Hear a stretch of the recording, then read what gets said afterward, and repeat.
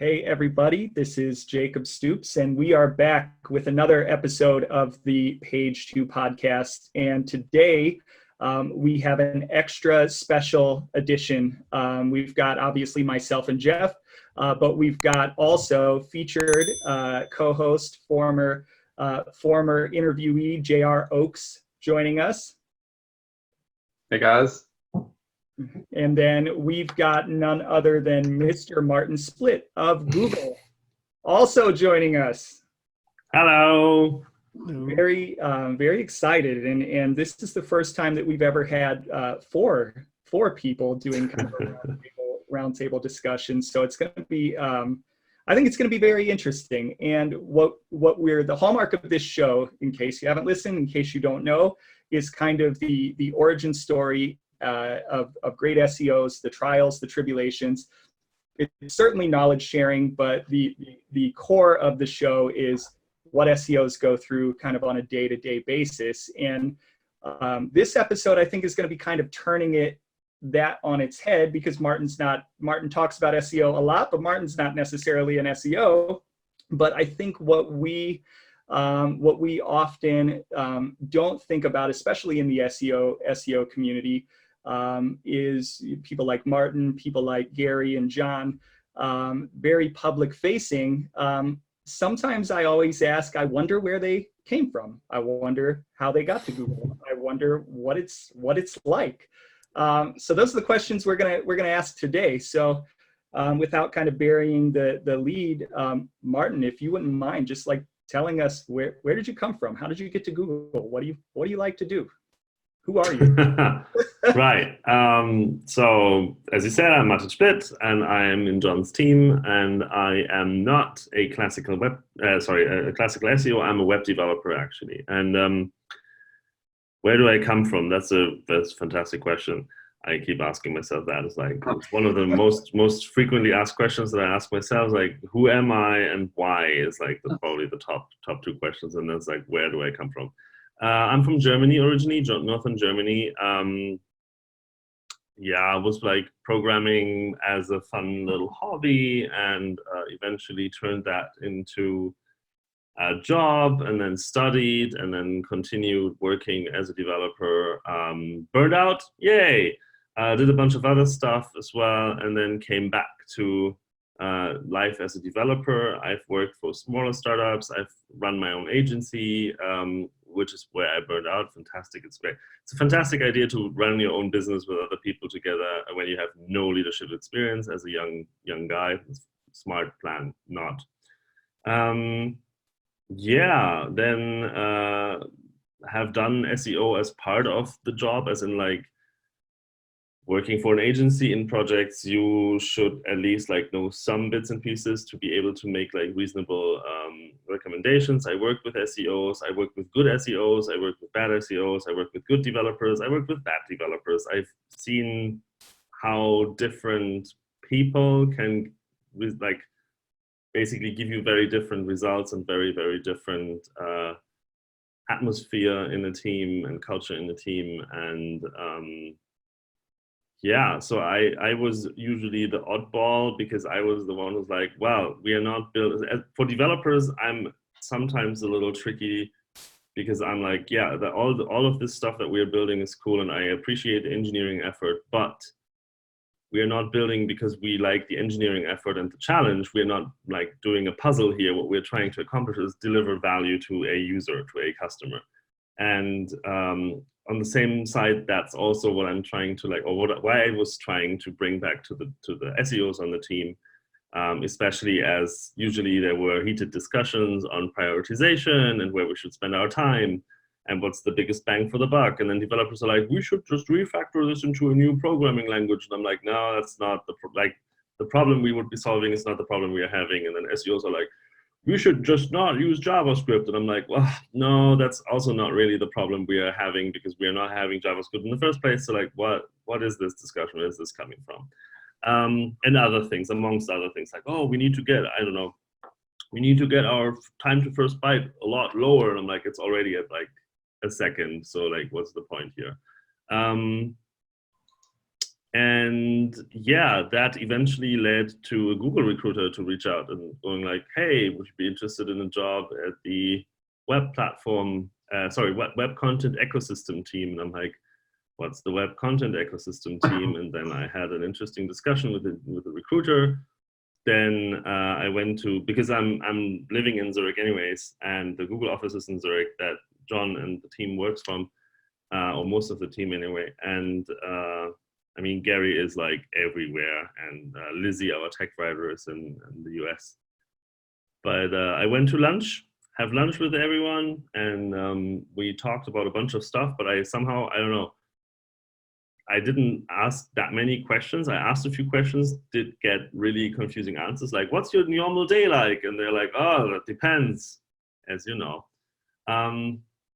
But for all seriousness, like, I now understand that every day is very, very different and very hard to predict. And yeah, then they made me an offer after all the interviewing, and I was happy with the offer. And then I joined the team. And I asked John after I got the offer, before I signed the offer, I asked him, so here is people with, I don't know how many decades of experience in both the internals of Google search and the realities of SEOs. Why me? Because I was so different from everyone else, I felt, at least. And then I realized, no, we are not that different. We both value, or all of us value, the fact that we can help people be successful on the web platform, and we want the web platform to succeed as an ecosystem and as a platform. And well, there was the view of a web developer. I have, and I still am, building things with web technologies. And yeah, not 10 years ago, not 5 years ago, but today, basically. So yeah, that was an interesting challenge. And there was like a lot of challenges that we went through this year, a lot of challenges last year, and there's a lot more challenges up the road. So that's really, really interesting. And when I'm not programming, I'm either doing like magic tricks or diving or play computer games, or I don't know, just hang out with people. So I've got two questions, and then I want to let the other guys kind of jump in and have their opportunity to pepper you with questions. One being, what is it like to be in front of the curtain, so to speak, since to use a magic analogy, when you were not a part of Google, right? And now that you're kind of behind the curtain and you've had a little peek, and you can see how the I don't want to say tricks, that's a bad thing to say, but for the sake of the magic analogy, now that you can see how the tricks are done, what is your perspective, or how has your perspective changed, being outside versus now kind of being inside the organization? I love to answer with the magic analogy. I don't know if you've ever seen Penn and Teller's cup and balls routine. I have not. It's a beautiful thing. So the cups and balls is probably like one of the oldest magic routines, where you have 3 cups and what seems to be 3 balls, and then you like put a ball under the thing and then like do a move, and then it disappears from here and reappears somewhere else. And they perform this with the classical disposable red plastic cups and aluminum foil balls. And then they do the same trick again, but this time with like, they show you where they put all the extra balls that they need for the trick, and they use transparent cups. And you could think, oh, but that's gonna ruin the trick, because you know how it's done. And even if you literally learn how the trick is done, you know exactly the moves, you know exactly what you need to look for. And if you pay really, really close attention, you do see it and you do know how it's done. But it still is impressive and beautiful and challenging to A, catch all the moves, and B, just like follow the routine. And you get to choose, right? I can sit back and enjoy what people are doing, as in like I can see when someone puts out a really nice and interesting like study or experiment. I can enjoy when people are working together and creating better things on the web, and I'm like, yes, this is what I wanted to encourage and empower. But I can also literally just go like, oh, okay, well, I see what you've done here, and I've seen where you have gone off track, or I can see where you have done the move that is not so great. let us make sure that we are not falling for this move the next time. Or Also, when I like it when people report problems, Mhm. but only when they have really researched that it is an actual problem. Because most reports are like, oh, we have this problem and we think it's rendering. And I'm like, let me have a look. No, it's not rendering. Thanks. But sometimes people do voice concerns or problems or challenges that we know of, or sometimes also we don't know of, and then we work on resolving them. And that's interesting, because then I get to actually learn the magic trick, and I might learn a new trick that I haven't known before or I haven't seen before. And I can actually make things better, and I can make it better not just for me, or only for Google. I can make it better for everyone who might face the problem. So that's really, really exciting. So on a personal level, one of the things that I've always been curious about, as I think back to Matt Cutts, and once he kind of left the scene, John kind of came more to the forefront, and then Gary, and now yourself. And sometimes what comes with that, especially from the SEO community, is a lot of heat. Sometimes unnecessary. And I think that there are times when people expect a lot of information and a lot of giving from you guys, but don't also take the time to consider that you're people too. And I just wonder, what has that been like for you, kind of stepping a little bit more up into the public spotlight, just personally? Yeah, so I have been a public speaker beforehand. I have been active in many different communities beforehand. So that wasn't that much of a step up. I mean, sure, if you're associated with Google, you have a lot more coming your way than usual, but I don't know.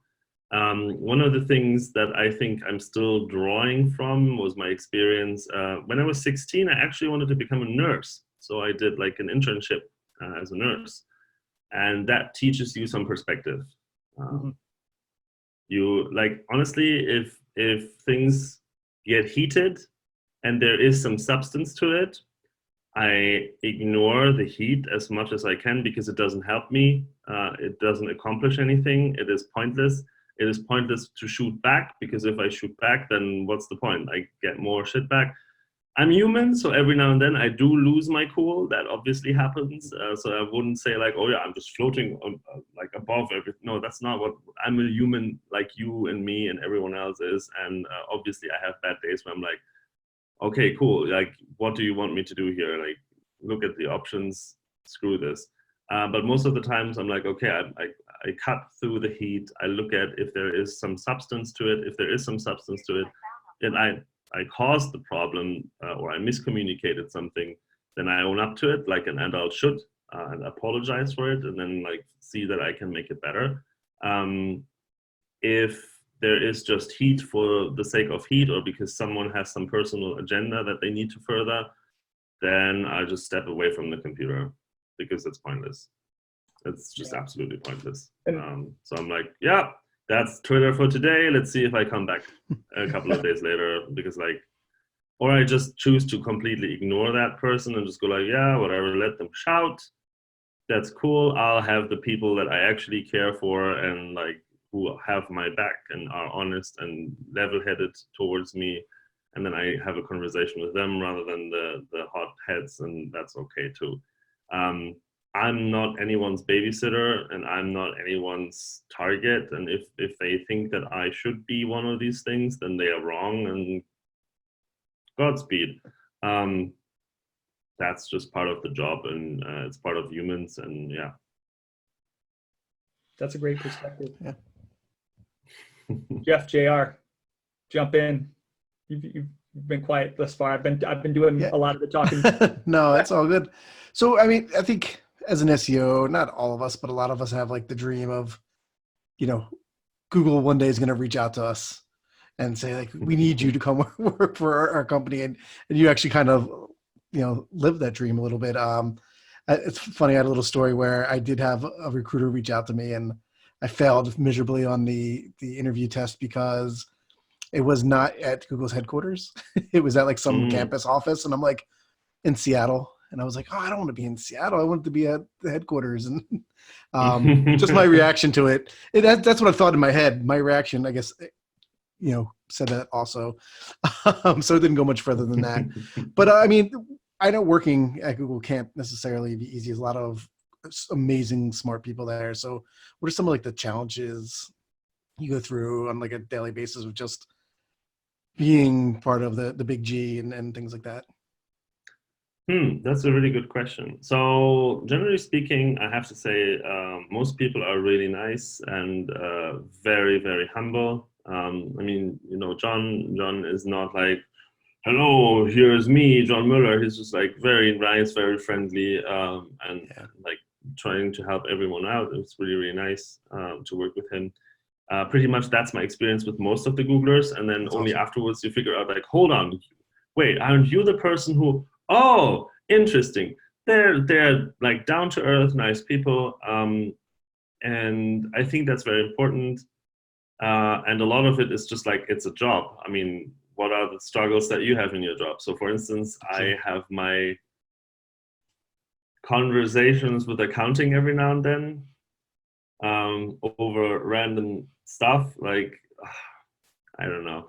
Recently, Lufthansa changed their billing system to do a very stupid thing that makes everything more complicated when you book additional luggage. And then it's like, hey, what are you trying to do here? And I'm like, as I said in the comments, this is what happens. And then they're like, oh, we didn't see that. Sorry. Yeah, but now you're like, your expenses are in a little late. So you have to like refile them next week latest. And I'm like, but I'm on vacation.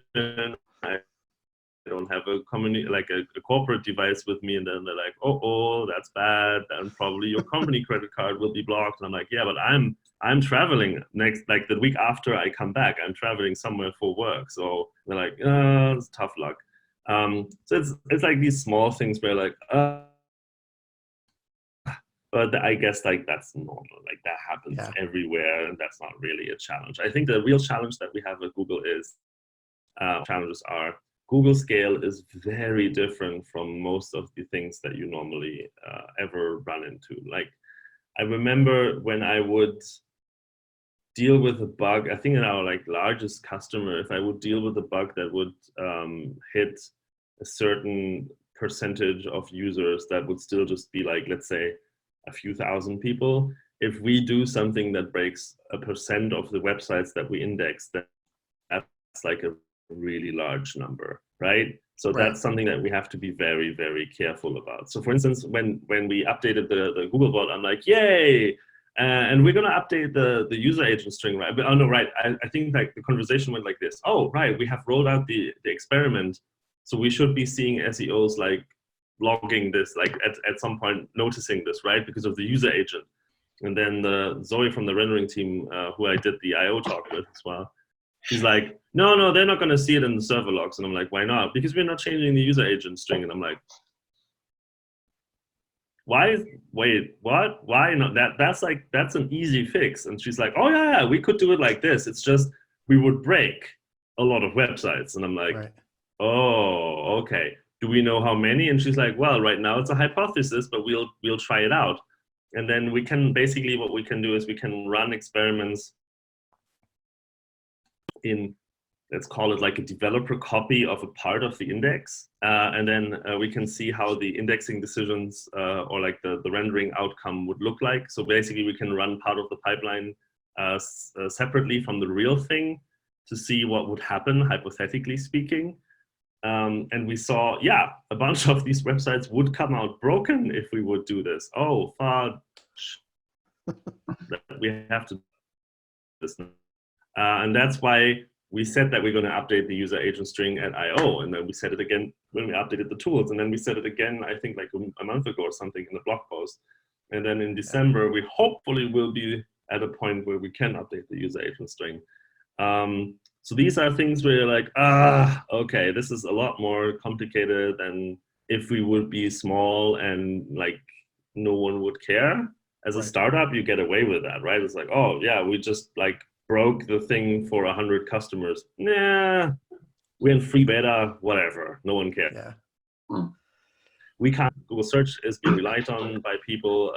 Yeah, it's an important source of traffic. We can't just gamble that. We are very, very aware of this. That's awesome. The second big challenge that we are dealing with, or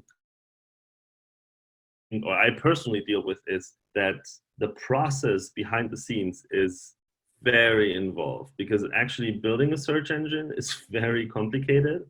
And we have built this amazing infrastructure that is huge, and as is usually has a lot of moving parts. So when we are talking about it, we have to simplify it.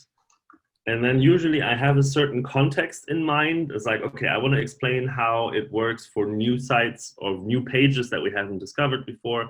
And I want to look at the example of one page going through the process. Then this is roughly what happens. And that's correct. The problem is there are edge cases that I do not factor into this. I remember like putting up a slide from a presentation with a very simplified view of Googlebot, of how Googlebot processes things. And then someone's like, yeah, but what about robots.txt? And I'm like, dude, yes, good point. But no, that's not what this diagram is about. If you think that this diagram is the whole truth, then you are mistaken. There is a context to it, a very, very limited. It's useful in a very limited context. If you're taking it out of that context, yeah, right? And oftentimes people don't know, and people don't notice either, and that's great. But sometimes people take things out of context and then go like, so this is happening, right? And then you're like, no, that's not true. And what I observe both with SEOs and developers is that they then they ask you a question, you answer that question, and then if it's not matching their hypothesis, then they are trying to push their hypothesis as a fact. And I'm like, what do you want from me? Like, I can agree with you, but then we are both wrong. So like, what's your goal here? That's sometimes tricky, but I understand that from the outside. So I'm trying to share as much as I can, but some things that I can share policy-wise, as in like, no one cares if I disclose that or not.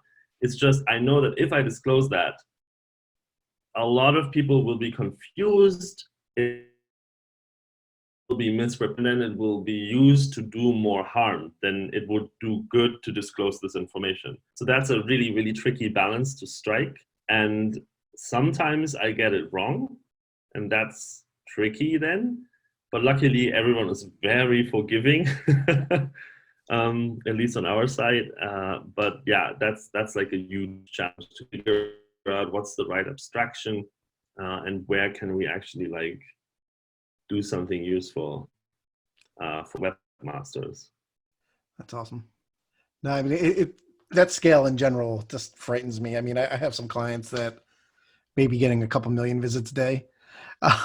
But that's just like a second for you guys. So it's absolutely wild. I was completely mind blown. I was querying a data set at some point, and I'm used to writing SQL for reasonably sized databases, and I wasn't aware of the size of the database that I was looking at. And I'm like, all right, this query is still running. I'm gonna have lunch. I came back from lunch and it was still like not done. And I'm like, oh, okay, like, I'm gonna select kill this star. Like, more or less like, yeah, it was like a complex join over multiple tables, and it was like, okay, this has now queried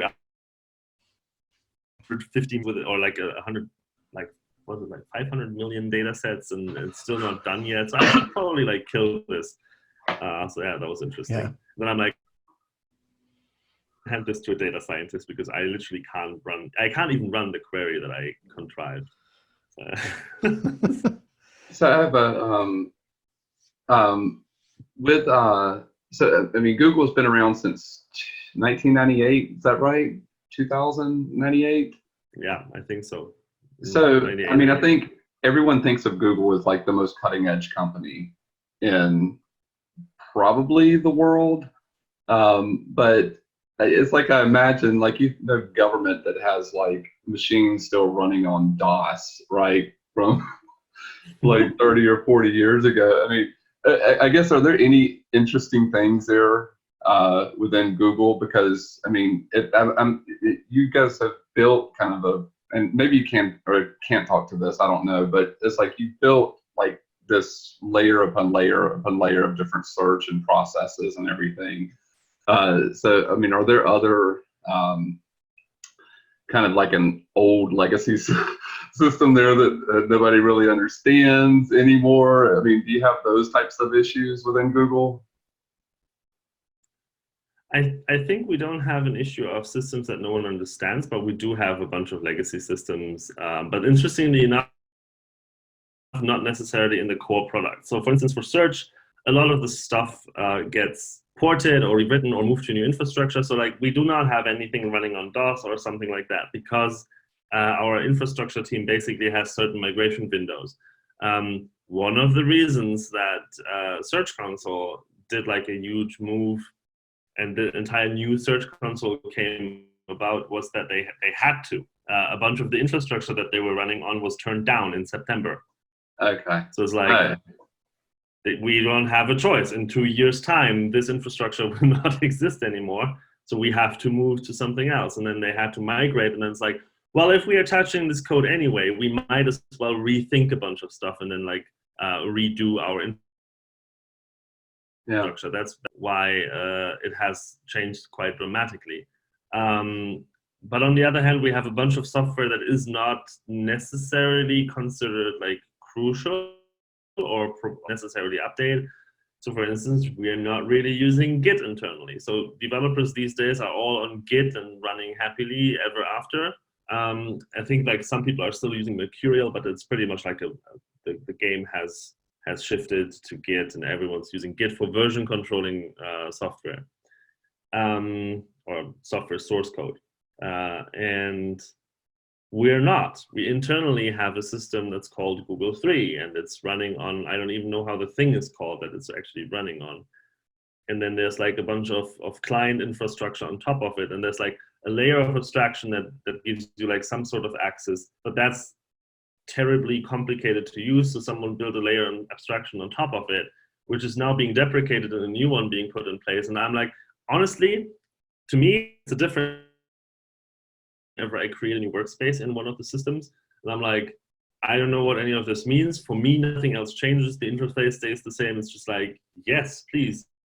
The other thing, whatever that means. Like, I'm not touching it. But I guess like the software engineers probably who really touch it every day are probably very excited about the new thing. But yeah, so like we're stuck with the internal systems and they work all right. We have our own bug tracker that I'm also not interacting with because I'm using a different front end for it. A bunch of like legacy stuff that exists. And I think if I were to name one thing of software that hasn't really changed much, it's probably the robots.txt parser. I think that mostly like it might have expanded or like been updated, but I think it's pretty much the same code as far as Gary goes. Yeah, okay. I should check with Gary if that's true, but I think that's like a thing. Yeah. So before we jump into JavaScript, which I know JR is chomping at the bit on, I have to ask one thing. Your hair is amazing, and it's kind of your signature. Where did it come from? Thank you. Oh, so oh, the hair. So in my youth, I wanted to try out blue hair, and I went to a hairdresser and I had it dyed blue, and it turned out purple, and it was not great, and I wasn't happy with it. So eventually I wanted to give it another go, but I couldn't really, like, it went to the back of my head, never really thought about it until a coworker of mine, before I joined Google actually, a coworker of mine came into the office with like beautiful, brightly colored rainbow hair. And I'm like, oh my God, I'm so envious. This is amazing. This is really beautiful. Where did you get it done? And she's like, oh, just, here in Zurich in this one place. And I'm like, oh my God. Does that mean that we have a hairstylist available in Zurich that can do this? And but I didn't have long enough hair for it to be really like to get like a gradient or something. You have to have like some certain, I guess like this is probably the minimum length that you should have for.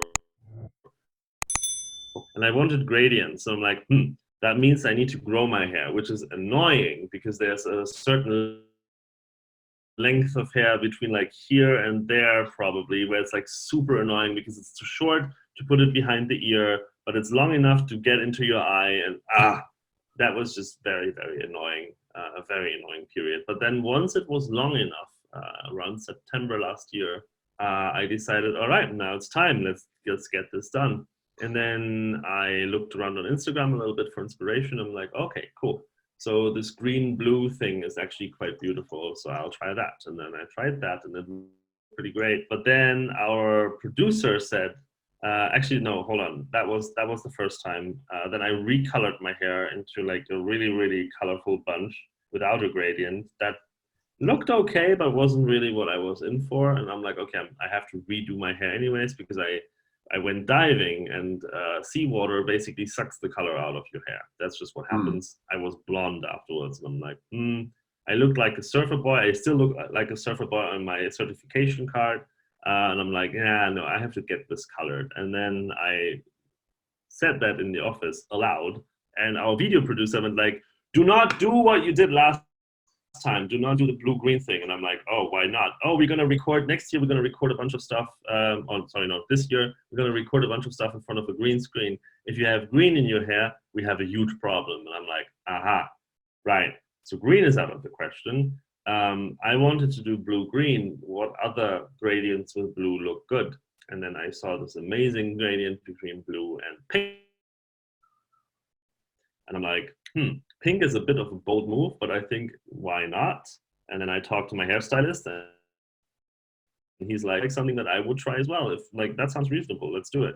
And then we did it, and then it came out like this, and I'm really happy how it turned out. Nice. Did you ever think of doing some Google colors? Blue, red, that would orange? entail green. The green is the problem. Oh, the green's the hard part. Yeah. The green is the issue where our producer Anna would be like, why did you do this? Well, the green's just the yellow, right? So it's just the smallest part. Fair enough.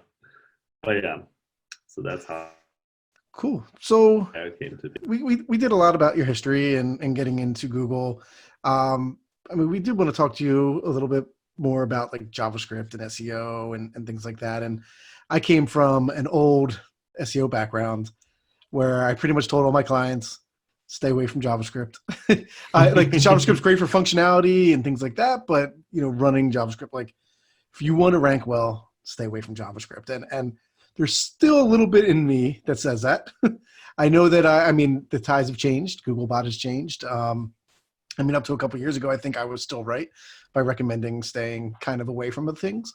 And I still think a lot of people do it wrong, right? So they'll come in and they'll use a framework. You know, doesn't matter which one it is. They implement it poorly. We don't really get a great experience. Maybe we get a good user experience, but Google does not get a good user experience because URLs don't change or something like that. So I wanted to just chat a little bit about this and kind of what are some of the ways that we could be using JavaScript, whether it's JavaScript frameworks and stuff that could be friendly for, you know, SEO in general. I know with the new evergreen Googlebot, we do have a better JavaScript rendering engine. So I guess like over the next kind of rest of this podcast is figuring out what are some of the do's and some of the don'ts. And because I want to evolve, I think everybody wants to use like JavaScript frameworks are awesome. And it's like, I don't want to be scared of, you know, hey, we need to use, you know, pre-render IO or something like that to be able to get what we need because I'm in the job of traffic. And, you know, web designers and developers are in the job of making a website cool. So I want to unite with them instead of fight with them and figure out like, what's the best way we can do this?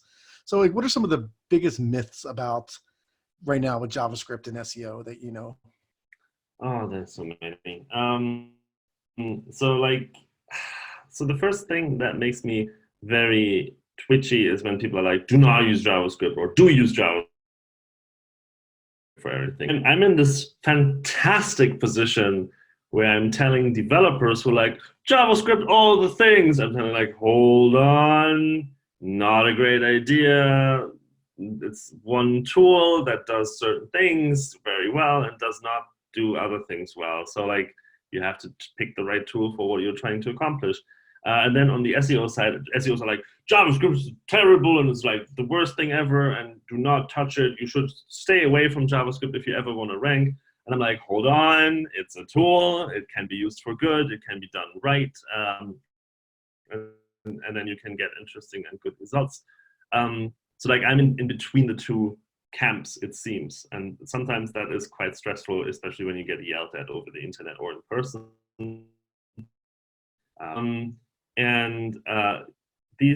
The truth is somewhere in the middle, right?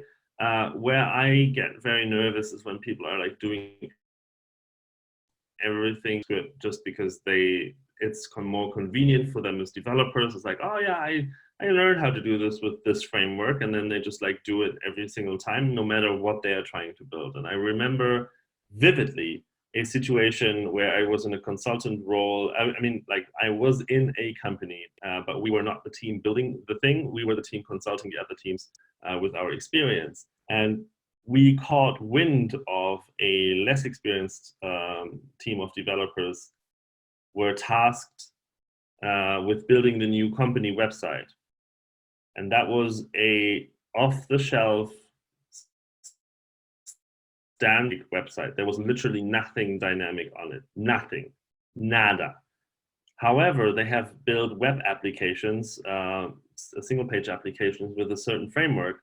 So this team now saw their opportunity with this new project to finally get on the train and also use this amazing framework. And they were so fast in building the website using that framework. And I'm like, yes, but you haven't really used any of the framework's functionality, because what you're building is not a single page web app. What you're building is a website. Literally that. It's a website where people come for information, they click on a link, and then they go. That's like they click on that link, the page loads, they get the information, that's it. That's the entire interaction that we need to build. Yeah, but look at this. Now we have like these nice transitions between the pages. And I'm like, cool. I see that, but we have so many problems. And there were so many issues with this, SEO being one. And then like they ignored our advice, and then the website tanked in search, and then everyone got angry, and then the look turned to us like, why didn't you prevent this? And we're like, we did. As in like, we tried. They just ignored us and overrode our decisions. So good job. I guess every SEO out there has a horror story like that, where Definitely. You would like work with a client and then they go with whatever they think was the right thing to do based on developers' experience. And yeah, and developer experience is important. Don't get me wrong. Like if you are forcing something horrible on your developers, they're gonna quit.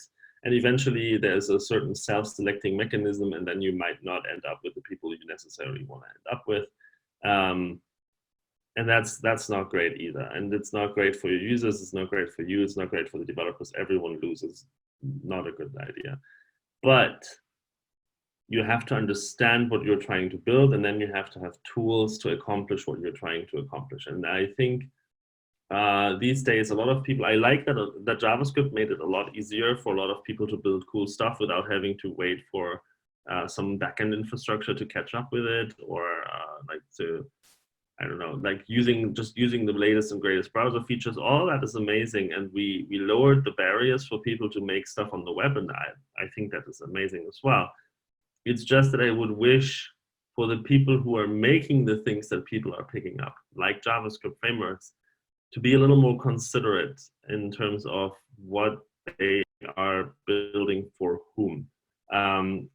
And you can observe that in the React world, Next.js and Gatsby, they actually care a great deal. They are trying to help, especially smaller companies and startups, to quickly put something on the web. And they understand that discovery is an important aspect of putting something on the web, right? And then you can like or start to disagree or argue and agree on what is a non-functional and what is a functional requirement. So for instance, you can say like, well, if it doesn't display anything within, I don't know, let's be conservative, within 10 seconds, then it's broken. But you can also say if it's not showing up in crawlers, it's broken, because we need that discovery. If we are just building for ourselves, then we're not building for anyone outside of this office, and then what's the point? And I think a lot of people misunderstand that or discard that too early, like, oh yeah, this SEO is like an add-on that you put on at the end of the game. Similar to accessibility as well, or performance. Agreed. Oh, we build a version and then we're gonna make it great. Never happens. And I don't understand, like, we don't do that elsewhere. Not like, oh yeah, car, and then we just like add some more metal sheets to it and then it's gonna become a Corvette. That's not happening. We just build it right from the beginning, or we build a thing, a prototype, doesn't work, throw away, build again. I don't know why we think that with software we can just like bolt on parts and then it's gonna be fine. And I think like the biggest don't is to not consider at least server-side rendering. And when I say server-side rendering, I don't mean A, like dynamic rendering, that's a workaround. We have never said it's not a workaround, it is a workaround. Or B, entirely server-side render and come out with a static website. None of these are necessarily the things that you need to do. What I want people to do is reduce the amount of JavaScript that you run in the browser. For the very simple reason that JavaScript is more expensive than anything else on your website. That's just a fact. 100 kilobyte JavaScript are probably taking longer to actually get to the end result than 100 kilobytes of image or video. And that is because the entire JavaScript has to be downloaded, and then it can be parsed, and then it can be executed, and then whatever it does actually comes to fruition. Whereas HTML can be basically as it arrives. We don't have to wait for the entire HTML to come down, then parse it, and then display it. So there's a fantastic article on the developer. Jason and Addy, I think, wrote it. It's called Rendering on the Web, that explains like the spectrum of options that you have and why entirely client-side rendering everything is not necessarily a good idea. That being said, it's not necessarily a bad idea, because the short answer to that question is it depends. I know everyone hates that answer, but it's true. If what I'm building is but it's true. That's the thing. Like, so whenever we are struggling with giving an answer, it depends, and there's like much more context needed, but we can't discuss this for an entire day.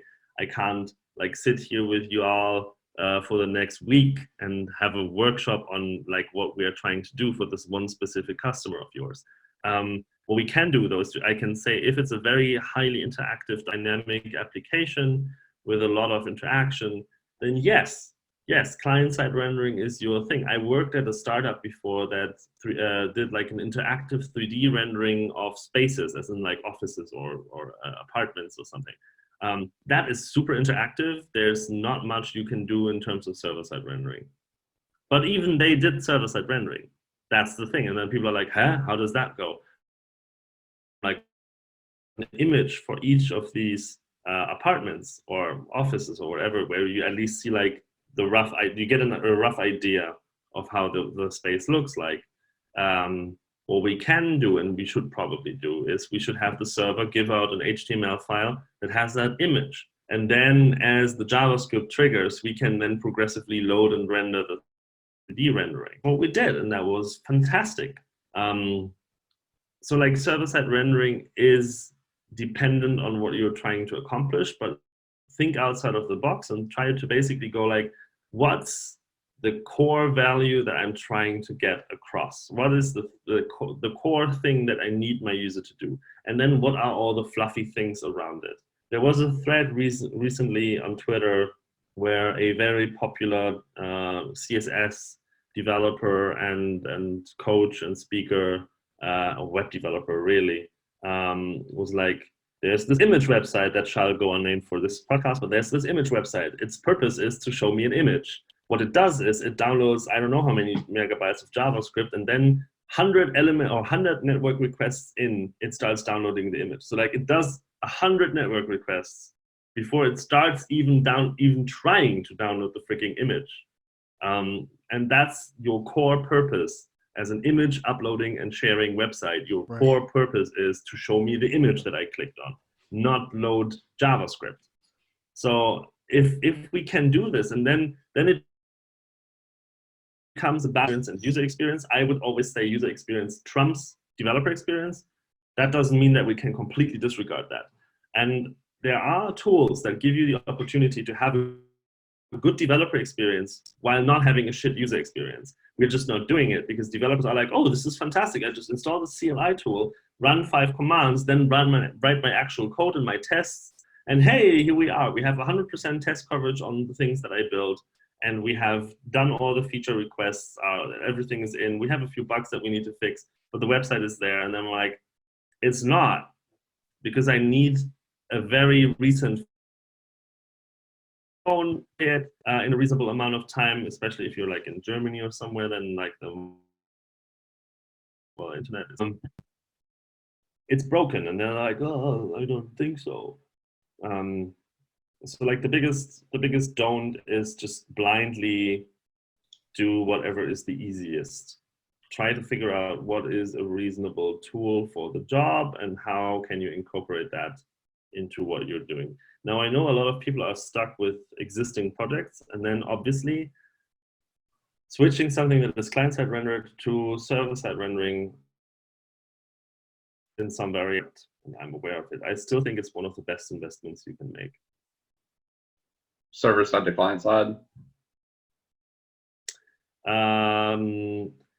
At least not entirely relying on client-side rendering. Okay. So like I think is probably the best trade-off is to have some server-side rendered primary content for the image sharing portal that would be the freaking image that I want to look at, and then use the JavaScript to load all the interactivity afterwards. So you do risk a little bit of a situation where a bunch of the interface might be disabled, but at least like the core value is delivered and then everything else comes later. And that's possible.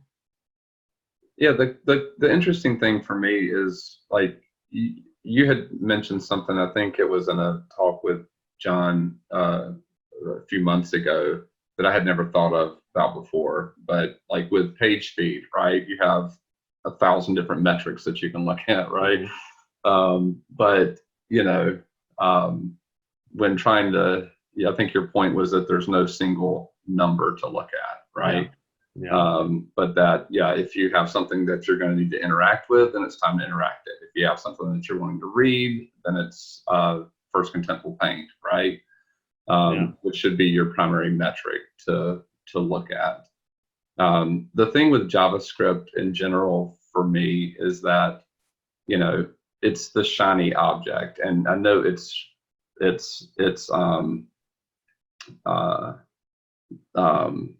been around, right? It's not the shiny new object, but it is the shinier object, right?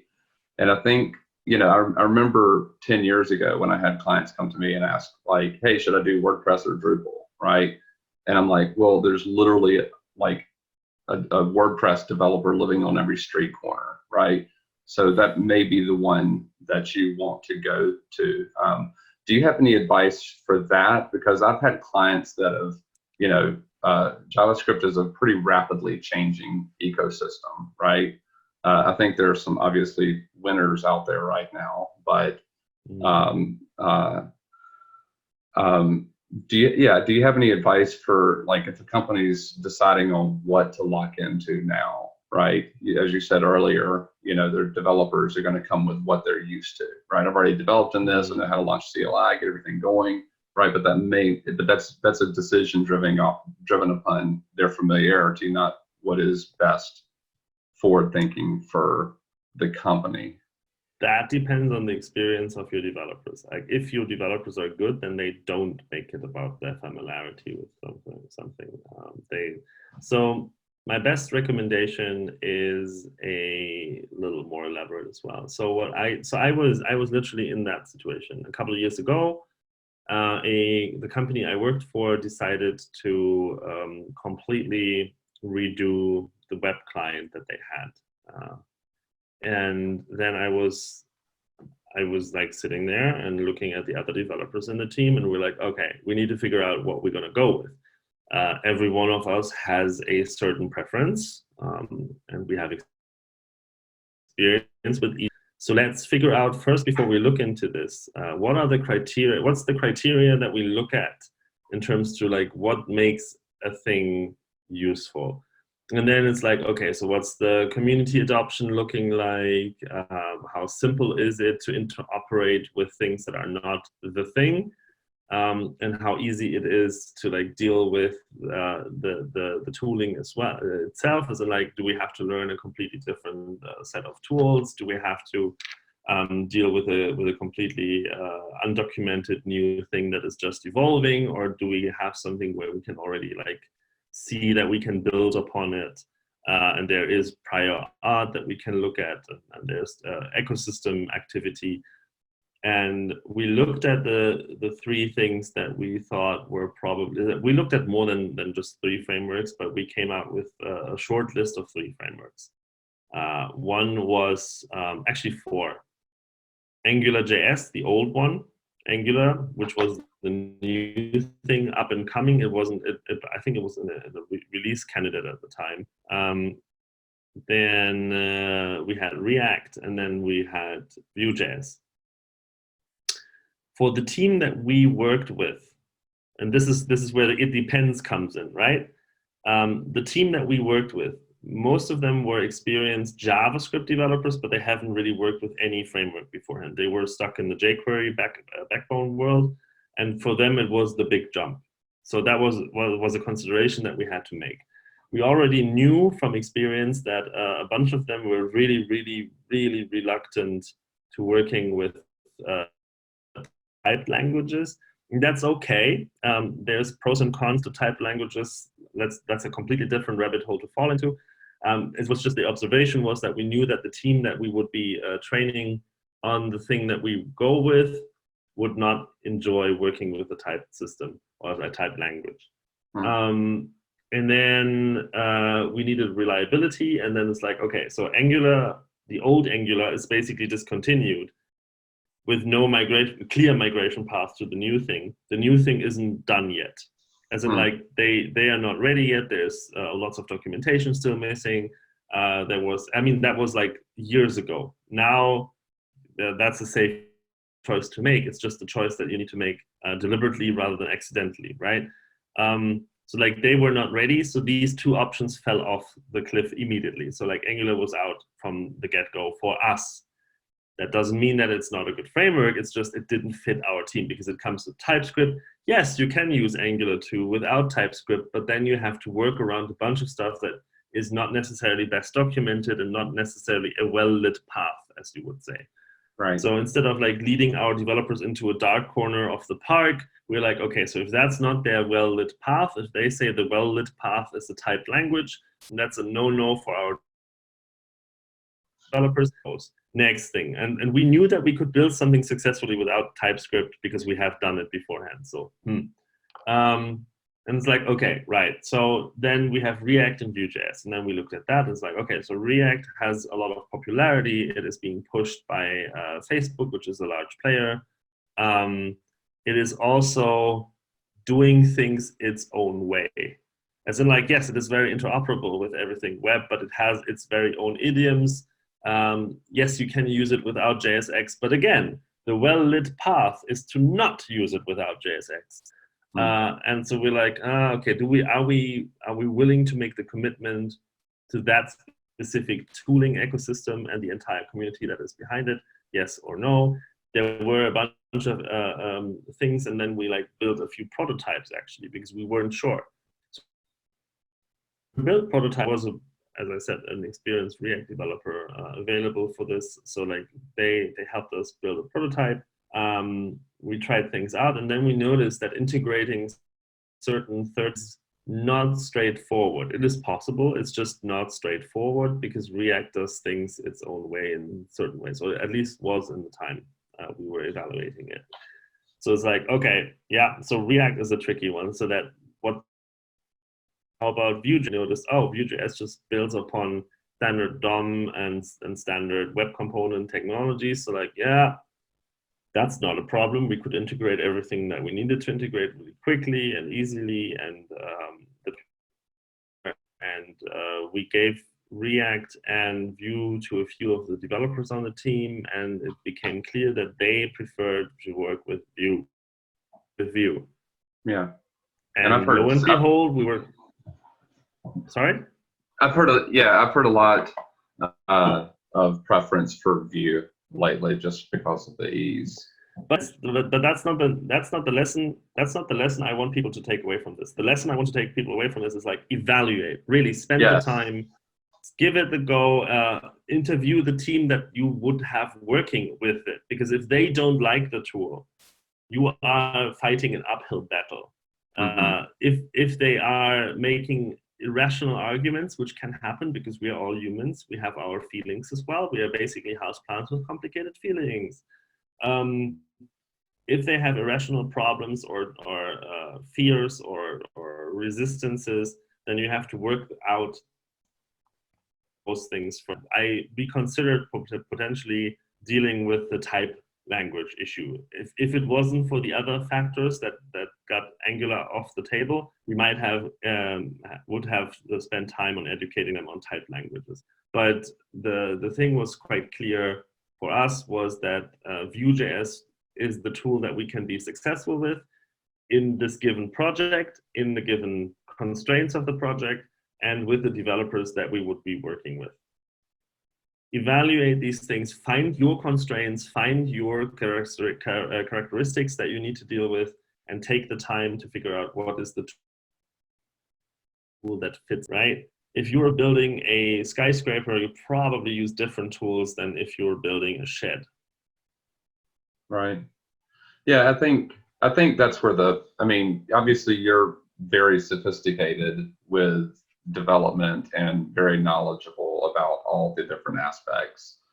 I guess that's one thing that concerns me a little bit, is because, you know, we've had clients before coming to us that have made decisions to, you know, oh, JavaScript is cool, right? That's it. Like, it's seen as the next thing, right? If you're developing in PHP, obviously that's a really old language, or Ruby, they're seen as old.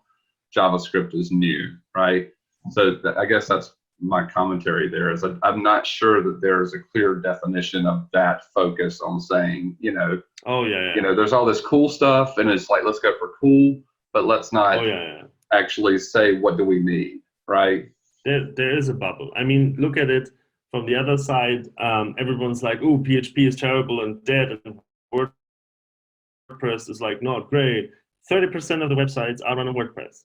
Right. That's just the reality of it. I think like I think if I remember correctly, it's like the biggest content management system there is in terms of sites that are using it. And yes, sure, there are websites that are built on the JavaScript frameworks and the latest and greatest, but yeah, there is a bit of hype involved in this, and I'm looking forward to see when this hype comes down back to earth a little bit. Yeah. And yeah, on the other hand, not everyone's going to fall into a hole of terror and pain by using the latest JavaScript framework if they're just using it right. But that's something that a lot of people skip. So if they make this decision because developers want the new shiny, then at least come with a array of questions prepared, as in like, okay, so do we know how this performs on an old phone? Have we run this on web page tests? Have we seen how web page tests speaks about this application that we built here? Do we know if SEO is going to be a problem? Does the website that they create get rendered? Is there anything that we can look into? Like, are there any showcase websites that we can how do they perform across these things? How familiar are we with using these tools at scale? Because you're probably not going to build a single page app with like 5 different views. You're probably going to build something larger. And then normally developers find that they don't have an answer to these questions, but developers are really good at researching and finding data points. So like, let them build a prototype, let them try things out. Yeah.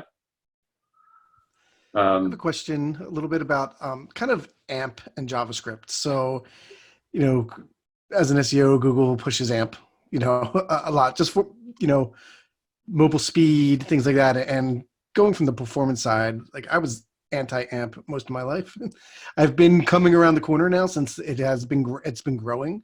And one of the things I know with like AMP script, you can add in now JavaScript libraries and things like that to it, where before it was locked down.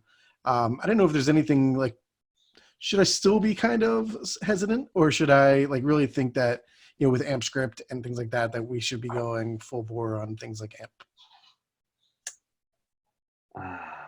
So I have a official opinion and I have my personal opinion on AMP. It's a really tricky one. So I think AMP is great because it showed that if we are not doing stupid shit, then the web can be fast and great. So, and what it has done is it has given developers a lever or some leverage to say like, look, if we want to do this, then we can't do this kind of stupid shit and this kind of stupid shit, because then we would not be AMP compliant. So I think for that, it is great. It also tries to solve a lot of problems that are really, really hard to solve. So I'm excited to see where AMP is going.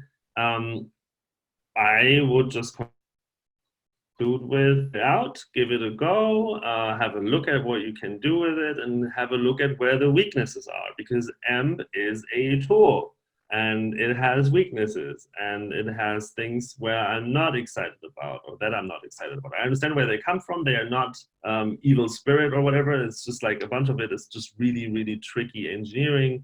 And some of it just can't be done that easily. And I'm like, okay, I understand that. I value the engineering effort that we put into this, and I continue to put into this. And I value what we're doing and how we're trying to do it as much in the open as possible. I do understand the backlash just as well. But yeah, there's no simple answer like yay or nay. It's just like, it's a tool. It can be used this way or that way. And if it fits what you're trying to accomplish, then go for it. And I think like, especially if you're dealing with publishers, I think publishers are the main target audience for it, if you ask me. If you would ask someone from the AMP team, they'd be like, no, everyone is the target audience. AMP is the greatest thing ever. And that's good, because that tells me that they believe in what they're doing. And they can be proud of everything they do. It's a tool. It's not the next web. It's not going to replace the regular web. It's using web technologies. That's a good decision, but it depends. Oh God, I said it. Yeah. The real issue I always had with it was that I spent so much time getting away from like mobile subdomains to then to have AMP that say, oh no, we do need 2 versions of your site again, which I think now, you know, AMP's getting to a point where you can create your whole desktop and mobile format into it. But I agree. I think some of it is, one reason I kind of like to push it with some of my clients is to remove some of that stupid stuff that slows the site down. Like, why am I loading 5 megabytes of JavaScript for your homepage? It has no functionality except for me to get to your deeper pages, right? So, and I think AMP solves some of that. It's a fantastic shortcut right across that. Yeah, exactly. So I did want to start kind of wrapping up the episode, but before we let you go, Martin, I know JR has one last question. So the dreaded other error responses in Search Console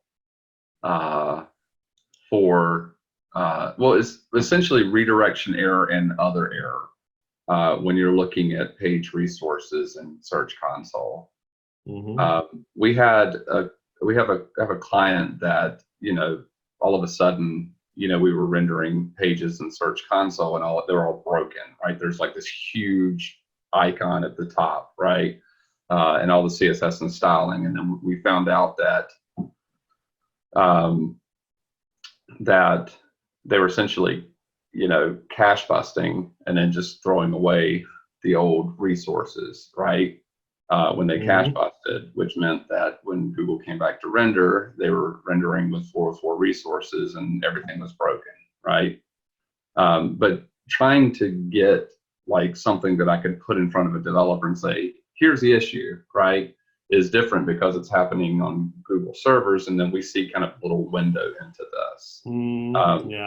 But going through that process it was a lot, right? Because, you know, with the new render bot, I think it used to be when I would, I always had a version of Chrome 41, right?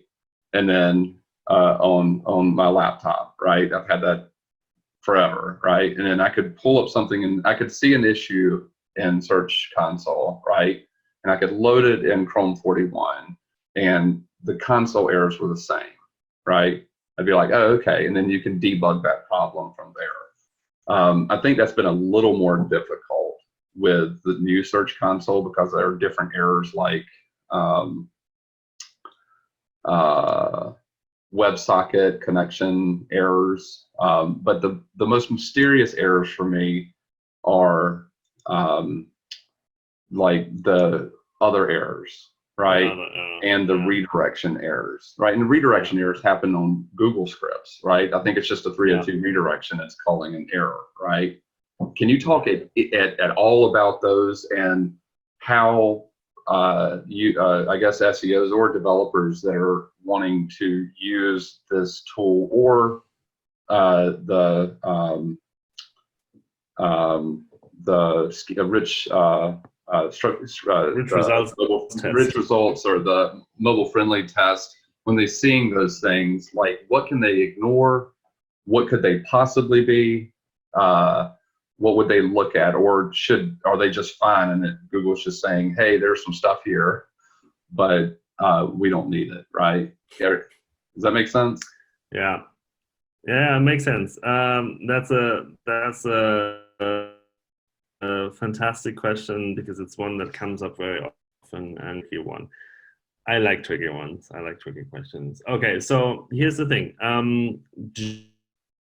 Generally, the mobile-friendly test, the rich results test, and the URL inspection tool are fantastic tools, even for me as a developer, because I get to see the console messages and screenshot, and if it was broken, then it's like, tough luck. Now I get to see a little more of that. I can plug, especially in the mobile-friendly test and rich results test, I can do a prox and see like how my local development version fares. But there are obviously limitations. So the nice thing is that you get the rendering as the Googlebot would render, as in like you get a rendering from the web rendering service. Great. There is that. See, this is now I'm not thinking about like where does policy go. Now I'm thinking like what is the right layer of abstraction to talk about. I'll just risk it tonight because it's like Friday evening, so why not? Whenever you're seeing this podcast, just enjoy it because I'm going risky now. Let's see if this backfires. When we render for the indexing pipeline, let's say like the indexing pipeline is a bunch of steps that run in parallel and they can run multiple times if they need to run multiple times. So for instance, what can happen is that we have detected a high host load on your server because it's Black Friday and everyone is on your e-commerce website. Or just generally like we have determined a certain threshold of data that we can like put on your server. The mobile friendly, as in like it doesn't deduct from it, but it respects the limits. So whenever the mobile friendly test or any of the testing tools thinks like, ooh, we're not sure if we should be putting load on the server right now, it rather goes defensive and aborts. That does happen in indexing as well, but there it's not as bad. We have quite strict caching when we really, like when the real indexing pipeline runs, it is quite good at caching most of the things. And then also it tries to get a new version. If it doesn't work, then it uses something from its own cache. Cool. It does a bunch of really funky stuff when it comes to caching. That's a completely different rabbit hole to go into. It also, when it fails fetching resources and then the render looks weird, then it can just like reschedule the render for later and then try again. So in the real indexing run, it doesn't really make that much of an impact if there are some problems like fetching something from the server, fetching some specific resource, because A, we might fall back to a cached version of it, or B, we might just retry it after a while. This is not a problem. This is a non-issue really. However, what if you're sitting in front of the testing tool? very different story. First things first, we don't want to use cache when we're testing. That would defeat the fucking purpose of this testing tool, because we want you to see the latest results as if we would run this fresh now. So we are skipping caching. Skipping caching is a slightly different code path that we go to get into the web rendering service. That led to some of the discrepancies between the old and the new rendering, why we took to actually update the testing tools as well. But we don't cache. We cannot wait. We cannot. There's no way for us in the testing tool to say like, check back in 2 hours when we have retried this. Or like in 20 minutes, or we don't know. We just schedule the jobs like, okay, we need to retry rendering. This rendering attempt failed. We need to retry it. That can happen. It can happen in an hour. I can't let you wait an hour. I have to show you something. So what the testing tools try to do is they try to figure out what is the cause of the error. This might be an error that you wouldn't actually encounter when we are really indexing the page. Like indexing will not be affected because we're gonna retry the rendering. It'll be fine, cool, just move on, nice. You encounter it in the testing tool though. And then the thing is, because the entire index, a lot of steps. It's basically one piece of software calling another piece of software, calling another piece of software, calling another piece of software. In this chain, it's a little bit of a game of telephone. Some stuff gets lost, especially things where you don't think they are important. For instance, one of the, like you basically shout into a black void, please render this. And back comes time out. And then you're like, what timeout? I don't know. What is this timeout? Now, as a developer, you should not care because that's a problem that the indexing pipeline would deal with. You would not even experience this. You would not see this. You would not be affected by this. When you're using the testing tool, you are affected by this because that's the error that you get back, or that the testing tool gets back. But then we don't know, is like, what are we telling you? Are we telling you timeout? Because then you'll be like, my server timed out. No, that's not true. And you're right, it's not true. It wasn't your server. It was the box number 4 out of a chain of 5 that had a timeout for whatever reason. Maybe because there was maintenance, maybe there was a new version being deployed at the time, maybe solar winds, who knows? So a timeout, that would be misleading because we don't know what kind of timeout that is. So a lot of the information that we get back, where it's unclear where it comes from, it's useful for us to internally debug it, but it's either unclear what we would communicate to you or where it would come from in a way like we can't necessarily distinguish, is this something that is actionable for you or is this something that is not actionable for you? Because a timeout that happens somewhere in our pipeline is not actionable for you. There's nothing you can do about it. Well, you can run the test again. Okay, cool. But there's nothing you specifically need to do because that's a problem on our side and we'll fix it. And you would not necessarily even encounter it when you would actually index the website. So then we don't know what to tell you other than other error, which is unfortunate. There are some problems in that bucket that are actionable. And what we are working on right now is figuring out how to break out the actionable ones from the non-actionable ones as much as we can so that you get a more helpful error message.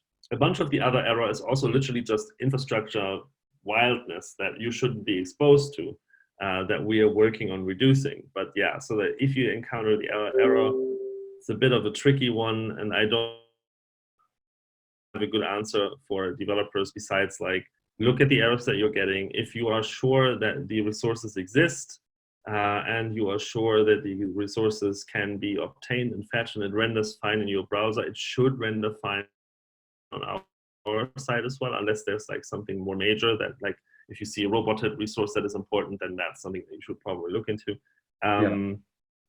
But yeah,